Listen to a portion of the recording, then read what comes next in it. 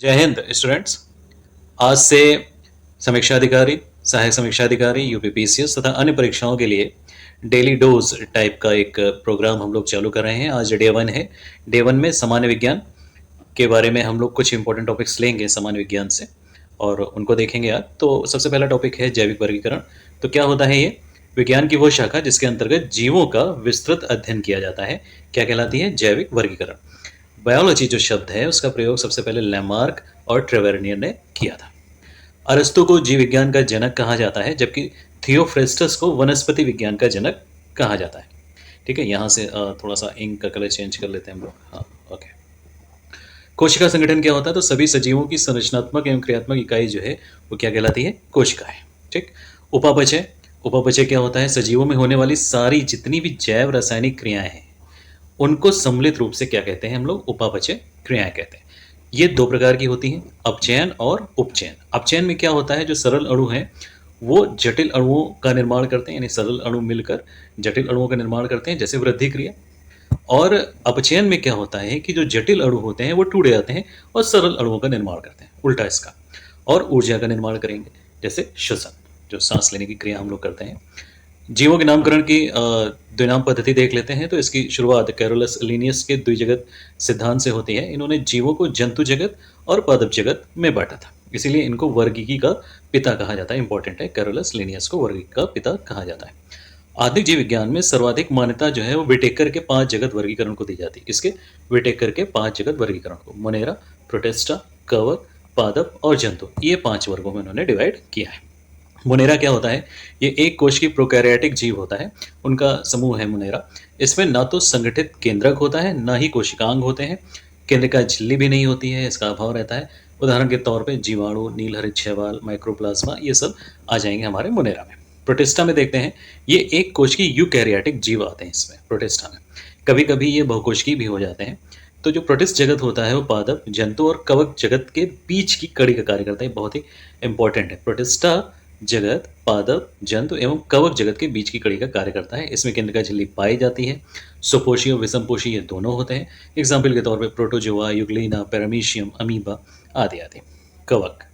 कवक क्या होते हैं? ये बहुकोशिकीय यूकैरियोटिक जीव होते हैं। ये विषमपोषी होते हैं, जो पोषण के लिए जो मृत पदार्थ होते हैं या सड़े गले पदार्थ होते हैं, कार्बनिक पदार्थ होते हैं, उन पर निर्भर रहते हैं। इसीलिए इन्हें मृतोपजीवी या मृतजीवी भी कहा जाता है। इनमें क्या होता है? काइटिन, बहुत इंपॉर्टेंट है, ये कई बार पूछा गया है। काइटिन नामक जटिल शर्करा की बनी हुई कोशिका भित्ति पाई जाती है। उदाहरण के तौर पे यीस्ट, मशरूम आदि आदि। पेड़ या पादप। तो सेलुलोज से बने कोशिका भित्ति वाले बहुकोशिकीय यूकैरियोटिक जीवों का ये समूह होता है। स्वपोषी होते हैं तथा प्रकाश संश्लेषण द्वारा अपना भोजन बनाते हैं। तो ये जो पादप हैं इनको कुछ वर्गों में बांटा गया है। यहाँ पे वो वर्ग हैं, ध्यान से देखिए। थैलोफाइटा, ब्रायोफाइटा, टेरिडोफाइटा, जिम्नोस्पर्म और एंजियोस्पर्म। तो ये 5 वर्ग में बटे हुए हैं।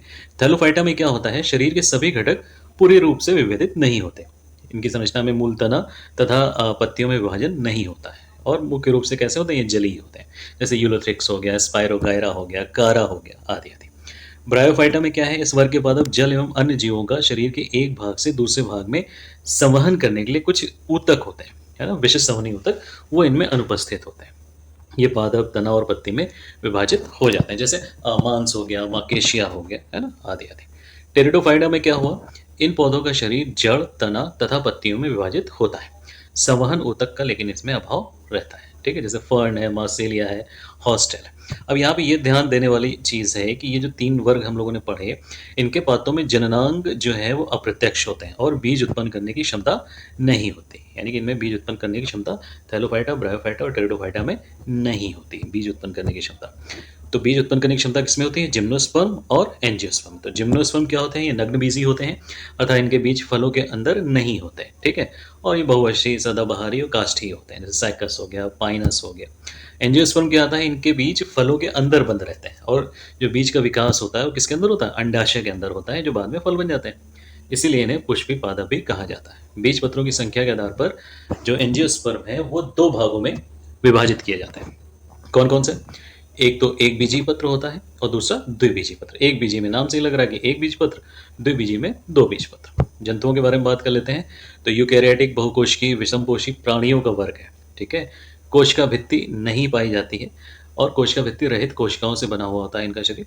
जंतु जगत को जो बैकबोन है यानी पृष्ठरज्जु है, उसकी उपाधि पर 2 भागों में, उसकी उपस्थिति के आधार पर 2 भागों में बाँटा गया है। नॉन कॉर्डेटा यानी कि जिनमें उपस्थित नहीं होता अरज्जुकी, और कॉर्डेटा यानी कि रज्जुकी। नॉन कॉर्डेटा में क्या होता है, इनके शरीर में नोटोकॉर्ड नहीं पाया जाता है।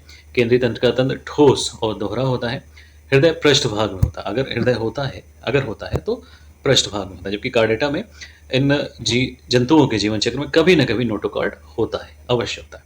केंद्रीय तंत्र का तंत्र खोखला होता है, एकल होता है, और हृदय क्या होता है, अधर भाग में होता है। और सभी जो कार्डेट्स हैं वो देह गुहा युक्त होते हैं। तो फ्रेंड्स, ये आज का टॉपिक था सामान्य विज्ञान का। इसको आप लोग ध्यान से पढ़िए, बार बार पढ़िए, उसके नोट्स चाहे तो बना लें।